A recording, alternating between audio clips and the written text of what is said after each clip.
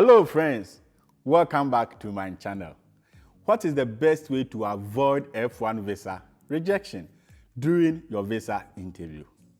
Today I want to share 5 important tips that no one will share with you. So stick along.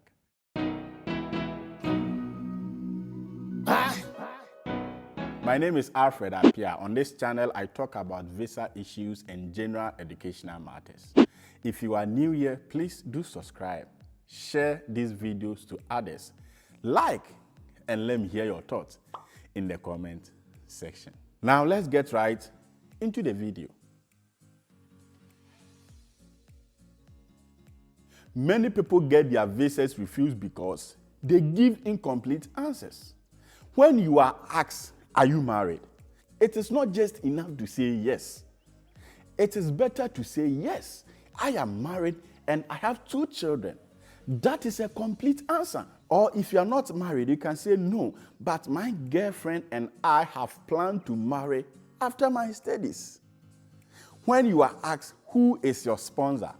Do not just say, my father, but say, I had a free tuition scholarship and my father, who is a senior professor at the University of Ghana, will be paying for my living expenses, my books, and insurance whilst I am studying in the United States. Or you can say, I have an XYZ scholarship that takes care of part of my tuition, and my employer will bear all the other costs, including my monthly stipends.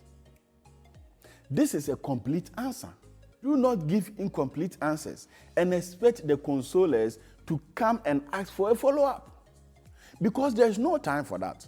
You must know that the consulars want to do the interview as quick as possible because there are so many people in the line. Let's take, for example, in Ghana. A day, over 200 people go for an interview.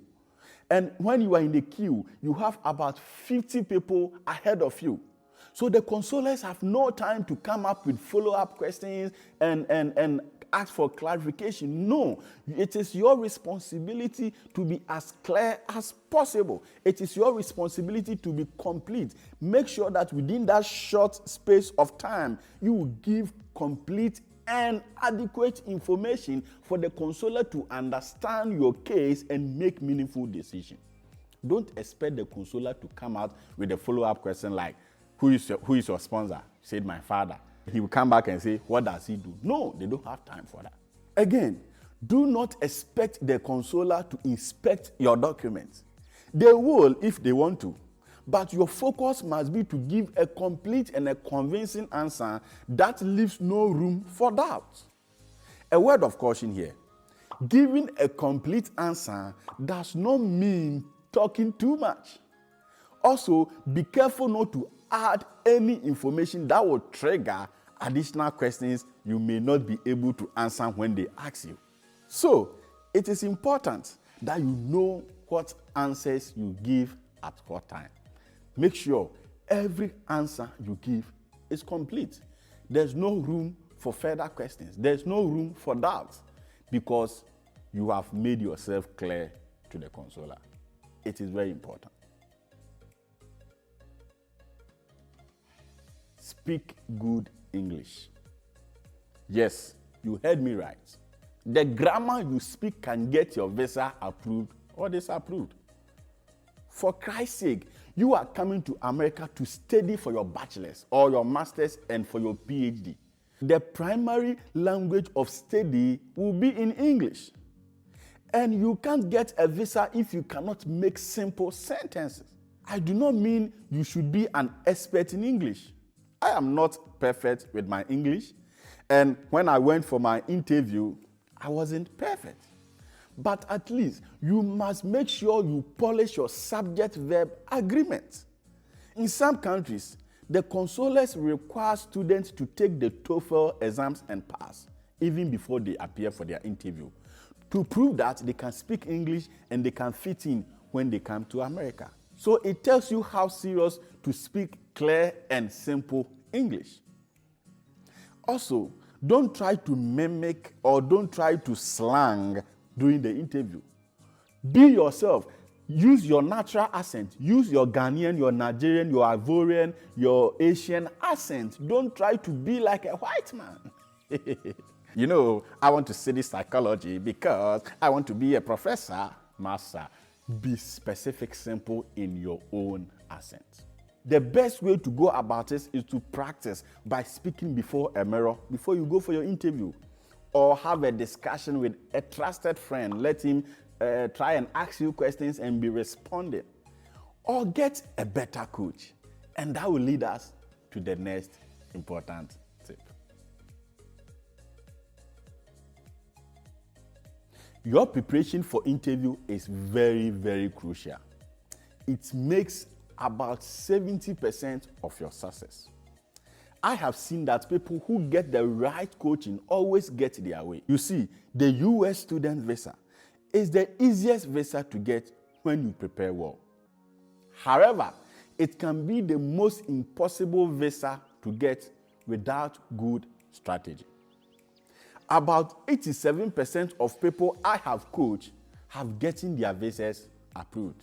Some of them, on their second attempt, they came for coaching and they had their visas, because they made basic mistakes that they shouldn't have made. And those mistakes you can only make when you don't seek for help, when you don't seek for information. I always say, it is easy to go through the US visa application process, but it is not that simple. So make it a point to get a good coaching. It's worth it after the struggles you've gone through in getting a school, paying for CVs, and the cost and everything. It's worth it to get a good person, a knowledgeable person to assist you through the process.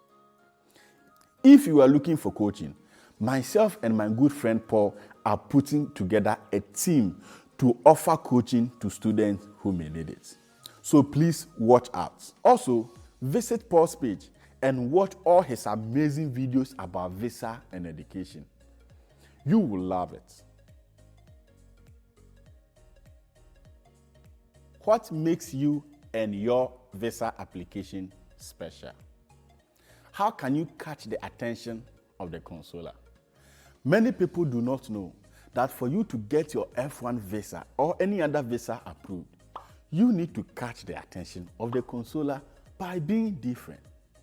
Every consular has gone through training to identify qualified persons. Many of these consulars have been conducting interviews for a very long time, so they are aware of all the tricks that students comes with.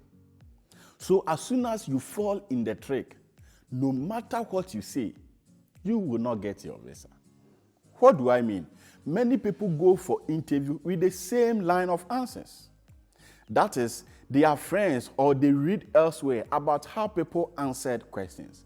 And they also frame their answers around the same answers they have read about, or around the same responses people give to get their visas approved. So, for example, people may answer, why did you choose this school or this course? And they will say, I chose this school because the school is known for combining research and practical work, which will help me when I complete my studies.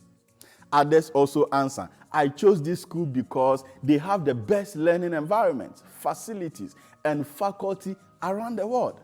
All these are normal responses that the consulars have heard over and over. So as soon as you give some of these answers to these important questions, you won't get a visa. The truth is, every university in America has good learning environment. Every university in America ensure that they have competent faculty. And every university in America make effort to blend the theory and the practical aspect of what they teach or what they give to their students. So when you go for your interview and you explain the reason for which you chose a particular course or a particular school based on the unique learning environment, based on the faculty, sometimes faculty is good, but when you give that flat answer, it doesn't make you unique. Assuming in a day, a consular has interviewed 10 students before you, and everyone has been giving the same or similar answers around this same line. When you go and you affirm or you say something similar, it doesn't make you unique. So instead of giving those flat and usual answers, reveal your uniqueness by answering such questions with who you are. By saying, for example, I chose this course because I am currently working with XYZ firm as a junior audit clerk, and I got a study leave to study my MSc in finance so that I can return after my studies in order to head the audit department. Here, you are linking the purpose or the reason for choosing the course to your current situation. You are currently doing something, and what you are doing calls for a further studies, and you are also going for the further studies because you have been given a study leave. That means you are following a process from your employer. You are showing how unique, how special your case is. And you are even affirming that the reason you are choosing that course is that after school, you will come back to be the head of the audit department. You have already established your ties back home. So you did not just stand up to come to America to come and study, or you just found any course and you just connected and you want to study. You have explained your uniqueness by bringing who you are, what you are doing currently, in making a decision as to why you chose that course. Also, you can say, I chose this university because I want to specialize in cybersecurity. And my undergraduate professor recommended Yale University, recommended Duke University, recommended North Carolina University to me due to their focus, their special focus, for example, on data protection, which is what I need to encrypt and protect data for most banks in Ghana due to hacking by robbers. So here, you are establishing a special reason for choosing the school. That one, you want to specialize in cybersecurity. And two, you chose the school because you had a recommendation from your professor. You are linking your decision making to the school based on a recommendation from your professor. And three, you are explaining the unique focus of the school. And that unique focus is what will help you to become a cybersecurity expert in doing what? In protecting data information of banks who are suffering robbery in your country.